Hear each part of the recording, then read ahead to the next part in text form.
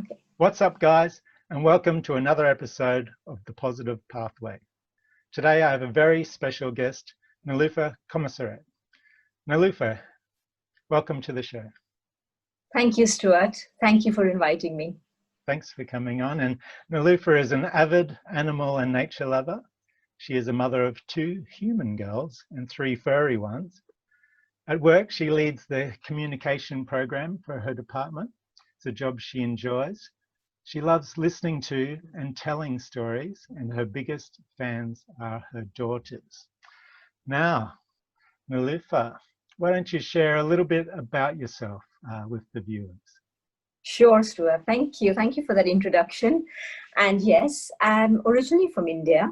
I moved to Singapore 13 years ago, and this is my home. I met my husband here. I had my babies here. I got my dogs here. So they're quite a big family. 4 humans, 3 dogs. So during my free time when I'm not working and spending time with family, I also enjoy storytelling, public speaking, and things like that. Fantastic. Now, I understand you've written a paper on the power of positive thinking. May I ask what the title is and what was the paper for? Sure. So this was written in 2016. That was particularly a difficult year for me because, on the personal side, I lost my father very suddenly, and my mom was going through a bit of, it was circumstantial depression and anxiety. So it was a difficult situation. And that's when I actually wrote this paper. I started doing a lot of research and wrote this paper for my company intranet. And the title was, When the Going Gets Tough, the Tough Get Going. Fantastic. So that's what I kept telling myself, that, we need to be positive. We're always thrown into negative situations. And this was one of the most difficult situations for me, I have to admit. So that's when I did research and wrote this paper because it was a way of getting out my own emotions. So what was this paper about? So I covered 3 aspects of being positive. This was, of course, related more to my office, in a work environment, but it also applies to us on a personal level. So how many emails do you receive in a day? How many phone calls do you receive? How many instant messaging? And now with WhatsApp, you're on different groups. So we're constantly getting messages. And it can add to our stress levels, even if it's a fun message, even if it's a personal message. You're like, oh, I need to reply to this one. I need to reply to that one. Work emails come in and we need to reply. And do you know that as per a survey, a worker receives 121 emails a day? Can you imagine the amount of load on the mind to just go through these 121 emails? This leads to a lot of stress. And sometimes an email can be positive, happening. You get a promotion, you're happy about it, you get good news, well done, or something like that. And sometimes an email can dampen your spirits. So we have to be able to handle both the positives and the negatives. So as I said, in 2016, I saw myself in a dark hole, and that's when I did this research on being positive.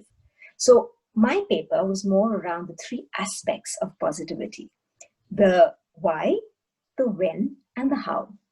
So I'll cover a little bit about this.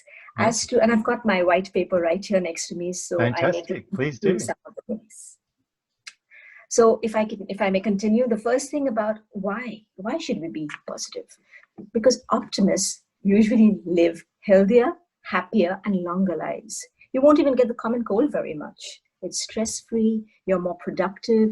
You're basically a happier person when you're an optimist. The water half full, half empty, when it comes to optimism and pessimism. So this is why. And also another thing about why being positive, sometimes, you think positivity and negativity, it becomes such a part of your life, either way, either you're positive or you're negative, that you think it's ingrained in you, which is not actually true. It's a habit. Both positivity and negativity is a habit. And habits can be cultivated, bad habits can be lost. So that is why you should be positive. Overall, optimism is good for you. When should you be positive? I'd like to say all the time. But I know we're all human here and we're no saints or gurus to be positive all the time, enlightened all the time. So I'd like to say all the time, but it's definitely not the case. So the point here is being conscious about your feelings, and there are different levels of negativity, and I'll share some examples with you. When you're conscious that yes, this is something negative, you can immediately replace that with something positive. So some examples of negativity, okay, in your work environment or even in your personal environment. So something like, sure, I get great performance reviews, but I don't make anywhere near the money I should.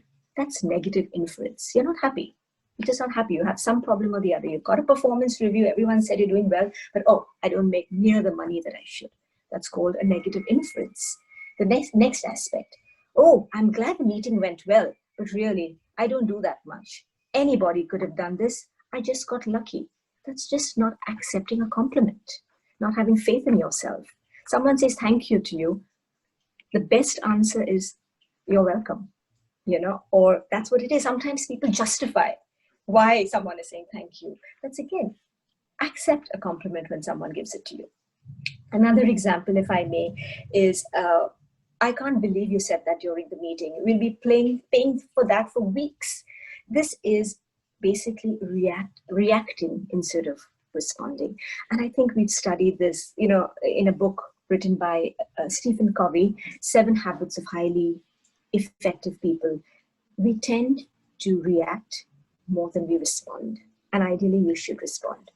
So these are the aspects of when to be positive. You have to realize that, I'm being negative now, and it's time to switch and take on a positive outlook to life. And how? That's the third aspect of positivity. How can you be positive? It's like, okay, easier said than done, right? How to be positive? It's in my mind.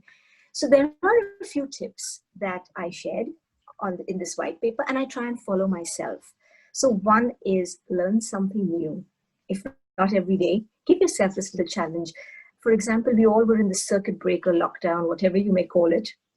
The whole world was in this. And I decided, and I'm sure a lot of people decided, I have to learn something new.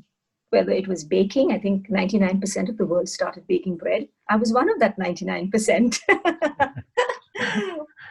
But it helped me. I learned something new. The second tip is teach. Because when you teach others, you teach yourself.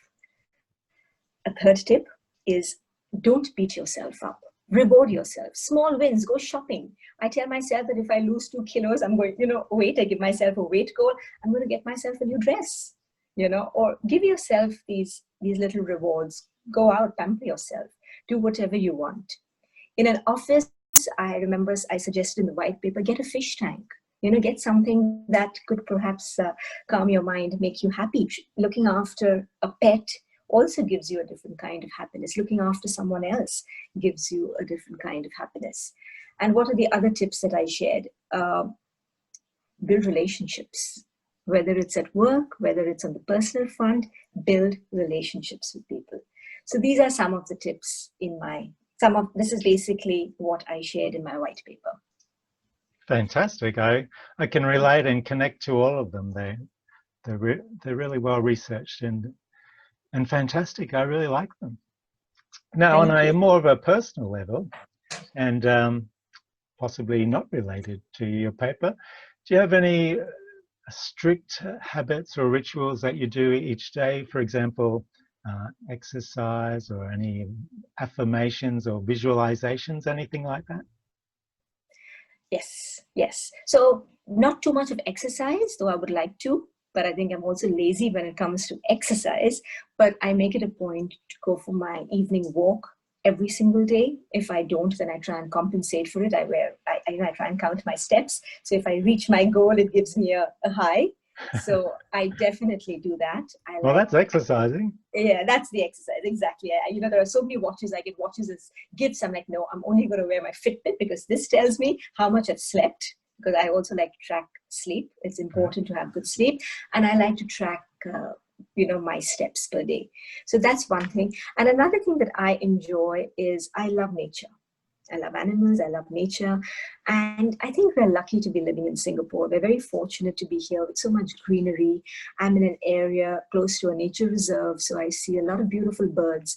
And for me, every morning when I'm having my coffee, I tell myself I should look around and spot at least 3 birds. And now since I spot, we know the birds of Singapore. I have a website. I know the birds in Singapore. So I look out and I'm like, okay, I spotted the oriole today, or I spotted the myna, or I spotted, the great pied hornbill. So these are few things which really kickstart my day on a very positive note. Fantastic. The circuit breaker kind of did that to me as well. I used to be a bit of a treadmill man.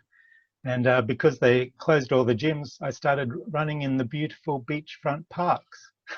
Wow. Yes, yes. We are lucky to be here amidst nature, amidst the water. So you have greenery, you have the water, you have the beaches. So yeah. So I haven't gone back to the gym now. I'm sticking with the beautiful park now. So thank you so much for your insight today, Niloufer, and thank you so much for coming on the show. I'm most grateful. Thank you for having me, Stuart. Thank you very much. And another very important tip to be positive is keep smiling. I love smiling even. Very true. You're making me smile the whole way through. All right, thank you again. And so that's all for the show today, folks. And if you like this video, please subscribe to the channel. And remember, respect one another. Bye for now.